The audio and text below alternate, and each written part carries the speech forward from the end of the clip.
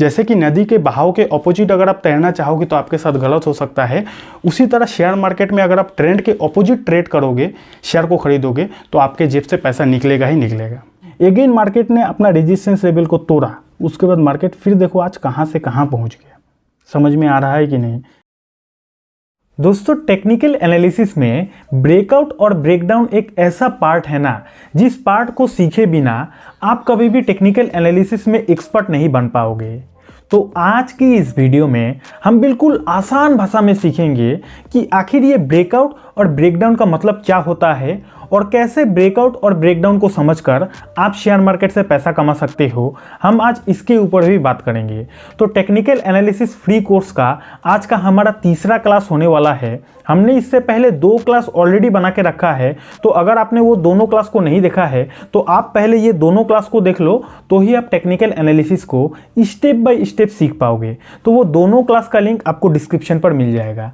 हम आज की इस वीडियो में ब्रेकआउट और ब्रेकडाउन को समझेंगे। तो चलिए करते हैं इस पावरफुल वीडियो की शुरुआत। तो आज का ये वाला वीडियो 3 पार्ट में होने वाला है। सबसे पहला पार्ट में हम लोग थोड़ा सा रिवीजन करेंगे कि क्लास 1 और क्लास 2 में हमने क्या क्या सीखा था, उसको थोड़ा सा रिवीजन करेंगे। क्यों? क्योंकि आज का हमारा ये वीडियो टेक्निकल एनालिसिस बेसिक का आखिरी वीडियो है। हमने इससे पहले क्लास 1 क्लास 2 बनाया था और आज का वीडियो लेकर ये आखिरी वीडियो होगा। और ये तीनों क्लास को अगर आप देख लेते हो तो मोटा मोटी आपका टेक्निकल एनालिसिस बेसिक कंप्लीट हो जाएगा। तो इसीलिए रिवीजन करना ज़रूरी है। तो थोड़ा सा पहले हम क्लास 1 और क्लास 2 का रिवीजन करेंगे, उसके बाद हम सीखेंगे आसान भाषा में कि ब्रेकआउट और ब्रेकडाउन क्या होता है। और उसके बाद इस वीडियो के एंड में थोड़ा प्रैक्टिकली समझेंगे कि कैसे रियल मार्केट में, प्रैक्टिकल मार्केट में ब्रेकआउट और ब्रेकडाउन को देखा जाता है, समझा जाता है। इस वीडियो के एंड में हम वो भी सीखेंगे।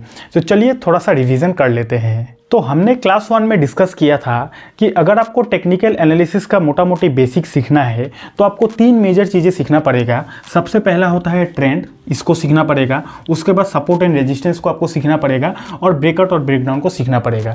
ये 3 चीज़ें अगर आप सीख जाते हो तो मोटा मोटी आप टेक्निकल एनालिसिस का बेसिक समझ जाओगे।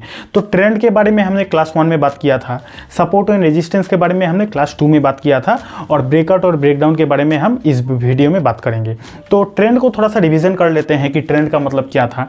तो ट्रेंड टोटल 3 तरीके का होता है। मैंने आप लोगों को समझाया था ट्रेंड टोटल तीन तरीके का होता है। सबसे पहला होता है अप ट्रेंड, दूसरा होता है डाउन ट्रेंड एंड तीसरा होता है साइडवेज ट्रेंड। ट्रेंड 3 तरीके का होता है, ठीक है। अप ट्रेंड का मतलब जब कोई भी शेयर में या फिर कोई भी इंडेक्स में जब लगातार तेज़ी चल रहा हो तो उसको हम समझ सकते हैं कि वो अप ट्रेंड में है। जब कोई भी शेयर में अप ट्रेंड होता है ना, तो वो अपना हायर हाई बनाएगा और हायर लो बनाएगा, फिर हायर हाई बनाएगा, फिर हायर लो बनाएगा, फिर हायर हाई बनाएगा, फिर हायर लो बनाएगा। जब कोई भी शेयर में लगातार तेज़ी चल रहा हो तो उसको हम समझ सकते हैं कि वो अप ट्रेंड में है। इतना बात समझ गए। उसी तरह जब कोई भी शेयर में लगातार गिरावट चल रही हो और वो शेयर अपना लोअर हाई और लोअर लो बना रहा हो, फिर लोअर हाई फिर लोअर लो बना रहा हो, तो उसको हम समझ सकते हैं कि वो शेयर या फिर वो इंडेक्स अभी डाउन ट्रेंड में है। क्लियर है बात? और उसके बाद साइडवेज का मतलब जब कोई भी शेयर या फिर कोई भी इंडेक्स एक जोन में घूम रहा हो, ना वो इसके ऊपर जा पा रहा है, इस जोन के ऊपर जा पा रहा है, या फिर ना वो इस जोन को नीचे जा पा रहा है, यानी कि वो एक जोन में घूम रहा हो, तो उसको हम समझ सकते हैं कि वो साइडवेज ट्रेंड में है। समझ गए बात? 3 तरीके का ट्रेंड होता है, अप ट्रेंड, डाउन ट्रेंड और साइडवेज ट्रेंड। अब यहाँ पे समझने वाली बात ये है कि ट्रेंड को समझना आखिर क्यों जरूरी है। क्या होगा ट्रेंड को समझ के शेयर मार्केट में, इसको समझो। देखो, अगर आप नदी के बहाव के हिसाब से तैरोगे, यानी कि जिस दिशा में नदी जा रहा है अगर आप उसी दिशा में तैरोगे तो आपके लिए ये अच्छा साबित होगा या फिर गलत साबित होगा? डेफिनेटली अच्छा साबित होगा, क्योंकि आप नदी के बहाव के दिशा में ही आप तैर रहे हो तो आपके लिए अच्छा ही होगा। लेकिन अगर आप नदी के बहाव का जो दिशा है उसका ऑपोजिट तैरना चाहोगे तो ये आपके लिए अच्छा होगा कि या फिर खराब होगा? अब आप बोलोगे सर वो खराब होगा। अगर आप नदी के दिशा के ऑपोजिट अगर आप तैरना चाहोगे तो आपके साथ कुछ भी गलत हो सकता है। वही कहानी होता है शेयर मार्केट में। शेयर मार्केट का भी एक बहाव होता है, एक ट्रेंड होता है। कोई भी शेयर में कभी अप ट्रेंड होता है, कभी डाउन ट्रेंड होता है, कभी साइडवेज होता है। तो अगर आप शेयर मार्केट का ट्रेंड को फॉलो नहीं करोगे ना तो मार्केट आपसे, आपके जेब से पैसा ले लेगा। समझ में आ रहा है कि नहीं। लेकिन अगर आप शेयर मार्केट में ट्रेंड को फॉलो करोगे, अगर आप पहले ही प्रेडिक्ट कर लोगे कि इस शेयर में तो अभी अप ट्रेंड है, तो जैसे ही अप ट्रेंड यानी कि शेयर का प्राइस ऊपर जाना, तो आपने प्रेडिक्ट कर लिया कि इस शेयर में अभी अप ट्रेंड है, तो जैसे ही आप शेयर को बाई करोगे ना, तो अप ट्रेंड में तो शेयर का प्राइस ऊपर ही जाता है, तो आपका हो जाएगा फ़ायदा। इसीलिए ट्रेंड को समझना जरूरी है। जैसे कि नदी के बहाव के ऑपोजिट अगर आप तैरना चाहोगे तो आपके साथ गलत हो सकता है, उसी तरह शेयर मार्केट में अगर आप ट्रेंड के ऑपोजिट ट्रेड करोगे, शेयर को खरीदोगे, तो आपके जेब से पैसा निकलेगा ही निकलेगा। समझ गए बात। इसीलिए सबसे पहला ट्रेंड को समझना काफ़ी ज़्यादा ज़रूरी है। और ट्रेंड के लिए हमने जो पहला क्लास बनाया था, अगर आपको डिटेल में जानना है तो पहला क्लास को आप देख सकते हो। उसके बाद सपोर्ट एंड रेजिस्टेंस को थोड़ा सा समझते हैं। तो सपोर्ट एंड रेजिस्टेंस का मतलब हमने क्या समझा था? सपोर्ट एंड रेजिस्टेंस का मतलब हमने ये समझा था कि जब कोई भी शेयर का प्राइस बार बार एक ही लेवल पे जाने के बाद वहाँ से गिर जाती है, तो उस जोन को बोला जाता है रेजिस्टेंस का लेवल। हमने क्या समझा था कि जब कोई भी कंपनी का शेयर का प्राइस बार बार एक ही लेवल पे जाने के बाद, यहाँ पे देख सकते हो ना, बार बार एक ही लेवल के जाने के बाद वहाँ से गिर जाता है, तो उस वाला जोन को बोला जाता है रेजिस्टेंस का लेवल। समझ गए। और रेजिस्टेंस लेवल में हमेशा सेलर की संख्या बढ़ जाती है।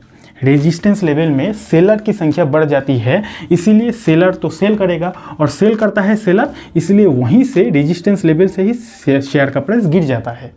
क्लियर है बात। और सपोर्ट लेवल का मतलब ये होता है कि जब कोई भी शेयर का प्राइस बार बार एक ही लेवल पे जाने के बाद वहाँ से शेयर का प्राइस बढ़ने लगता है, जैसे कि यहाँ इस लेवल पे आया फिर बढ़ने लगा, फिर दोबारा इस लेवल पे आया बढ़ने लगा, जब बार बार एक ही लेवल पे जाने के बाद शेयर का प्राइस वहाँ से बढ़ने लगता है, तो उस लेवल को क्या बोला जाता है?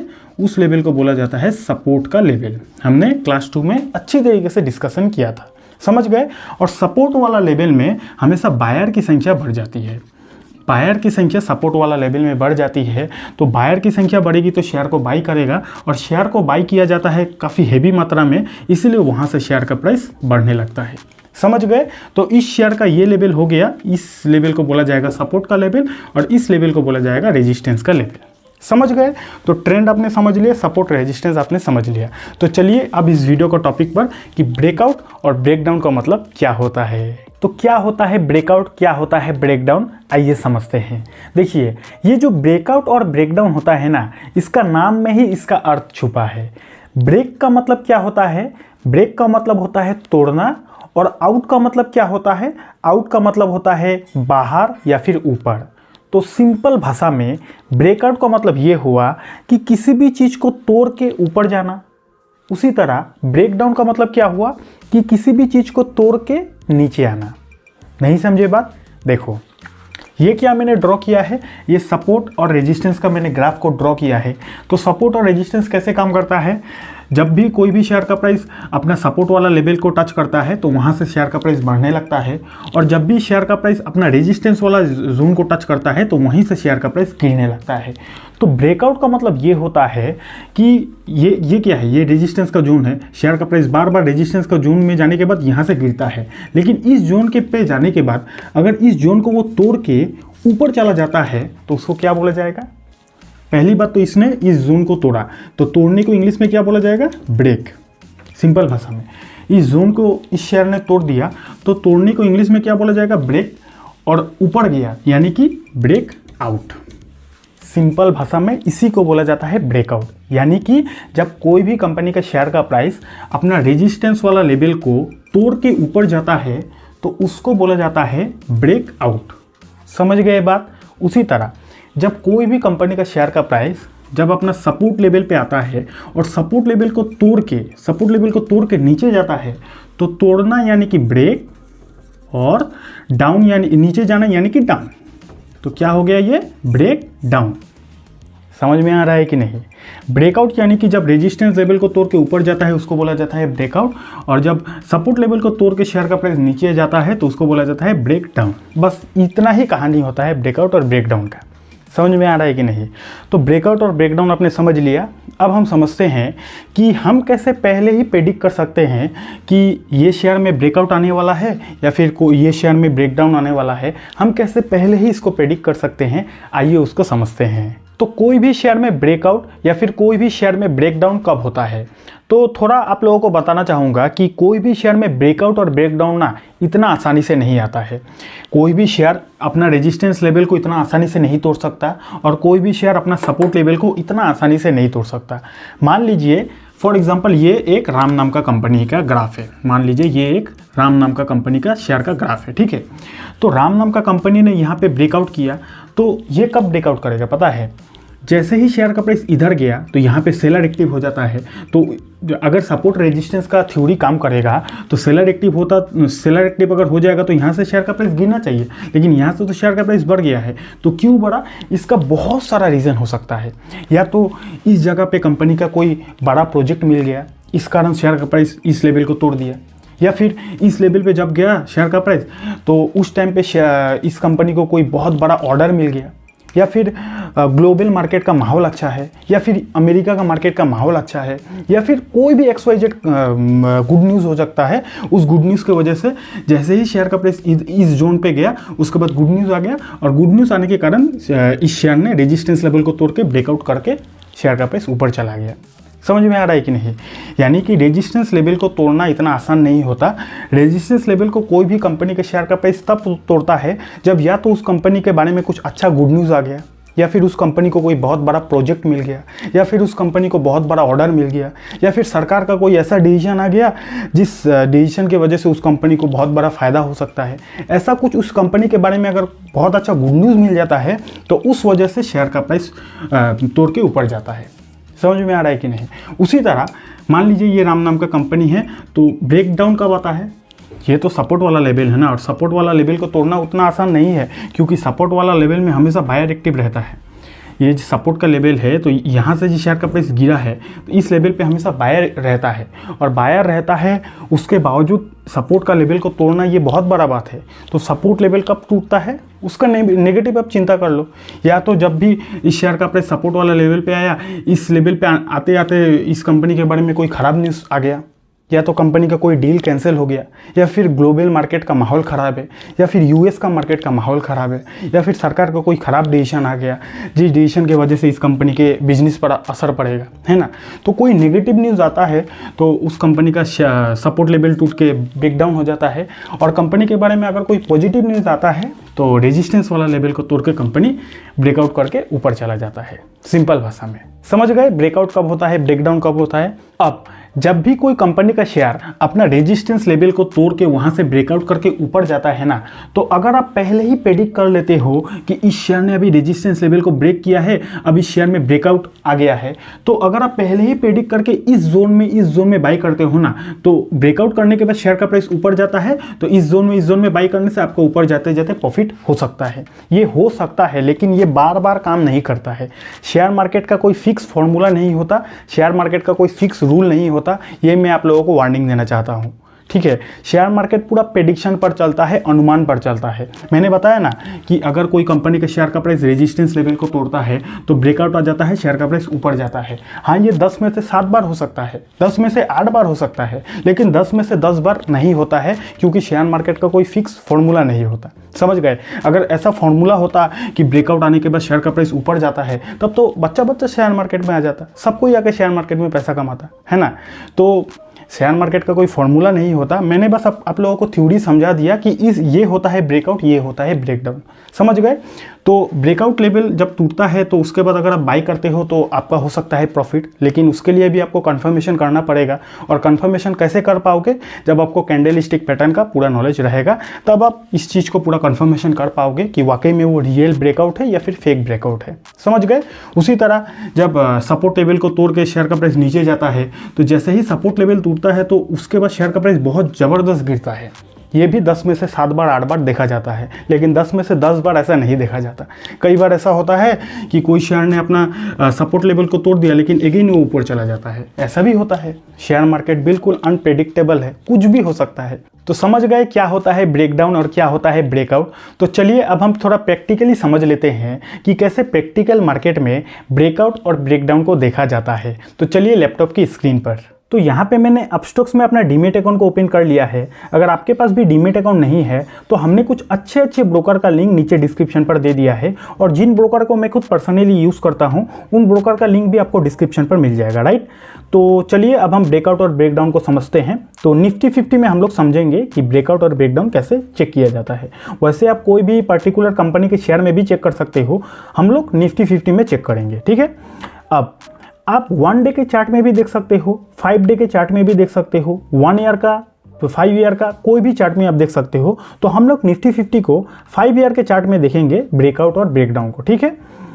अब अगर आपको ब्रेकआउट और ब्रेकडाउन को समझना है ना, देखना है, तो आपको पहले सपोर्ट एंड रेजिस्टेंस को ड्रॉ करना पड़ेगा। तो मैंने पहले से ही सपोर्ट एंड रेजिस्टेंस को ड्रॉ करके रखा है। अगर आपको कोई भी शेयर में या फिर कोई भी इंडेक्स में ब्रेकआउट और ब्रेकडाउन को देखना है तो आपको सपोर्ट एंड रेजिस्टेंस को ड्रॉ करना पड़ेगा।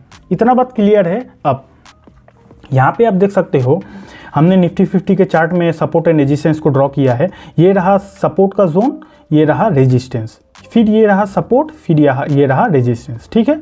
अब देखिए हमने क्या समझा था वीडियो में, इस वीडियो में, कि जब भी कोई कंपनी के शेयर में या फिर कोई भी इंडेक्स अपना रेजिस्टेंस लेवल को तोड़ती है तो उसके बाद शेयर में तेजी आने का संभावना रहता है। रेजिस्टेंस लेवल को तोड़ना यानी कि ब्रेकआउट आना, और ब्रेकआउट आना यानी कि शेयर में तेजी आने का संभावना है। संभावना है, गारंटी वाली चीज़ मैंने नहीं बोला था, संभावना है। वही चीज़ आप अभी लाइव प्रूफ के साथ देख सकते हो। यहाँ पे आप देख सकते हो ये था सपोर्ट का जोन, ये था रेजिस्टेंस का जोन। तो जिस दिन निफ्टी 50 ने हमारा रेजिस्टेंस लेवल को तोड़ा था, उसके बाद देखो मार्केट कहाँ से कहाँ पहुँच गए। मार्केट पहले यहाँ था, रेजिस्टेंस लेवल को मार्केट ने तोड़ा, उसके बाद देखो मार्केट कहाँ से कहाँ पहुँच गया। हाँ, डेफिनेटली कुछ दिन यहाँ पे साइडवेज मार्केट था, लेकिन कुछ दिन ही था, उसके बाद मार्केट देखो आज कहाँ से कहाँ पहुँच गया। समझ गए? ब्रेकआउट आना यानी कि शेयर में तेजी आना, समझ गए? उसके बाद फिर से अब देखो ये रहा हमारा रेजिस्टेंस, ये रहा सपोर्ट। उसके बाद मार्केट देखो एक साइडवेज जोन में था बहुत दिन, अपना रेजिस्टेंस लेवल में जाने के बाद बार बार मार्केट वहाँ से गिर जाता है। ये रेजिस्टेंस फिर सपोर्ट, फिर रेजिस्टेंस फिर सपोर्ट, फिर रेजिस्टेंस फिर सपोर्ट, करते करते अगेन मार्केट ने अपना रेजिस्टेंस लेवल को तोड़ा। उसके बाद मार्केट फिर देखो आज कहाँ से कहाँ पहुँच गया। समझ में आ रहा है कि नहीं? जब भी कोई शेयर में या फिर जब भी कोई इंडेक्स में, जब भी कोई इंडेक्स अपना रेजिस्टेंस लेवल को तोड़ती है तो ब्रेकआउट आ जाता है, और ब्रेकआउट आना यानी कि शेयर में तेजी आना या फिर इंडेक्स में तेजी आना।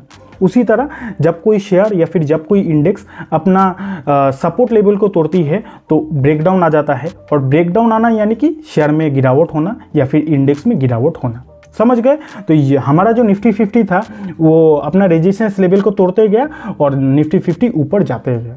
समझ गए? लाइव प्रूफ के साथ आपने समझ लिया कि कैसे ब्रेकआउट और ब्रेकडाउन को देखा जाता है। तो आई होप आज का ये वीडियो आप लोगों को काफ़ी ज़्यादा पसंद आया होगा। और अगर आप भी शेयर मार्केट में एकदम नया हो और आप ट्रेडिंग सीखना चाहते हो, ट्रेडिंग से पैसा कमाना चाहते हो, लेकिन आपको ट्रेडिंग के बारे में बिल्कुल नॉलेज नहीं है, बिल्कुल जीरो नॉलेज है, तो जो लोग शेयर मार्केट में नया है, जिनको ट्रेडिंग का जीरो नॉलेज है ना, उनके लिए मैंने एक स्पेशल वीडियो बनाया है। ये नीचे वाली वीडियो को देख लेना तो आपको पता चल जाएगा कि ट्रेडिंग क्या होता है, ट्रेडिंग से कैसे पैसों को कमाया जाता है। ये पहला बात हो गया।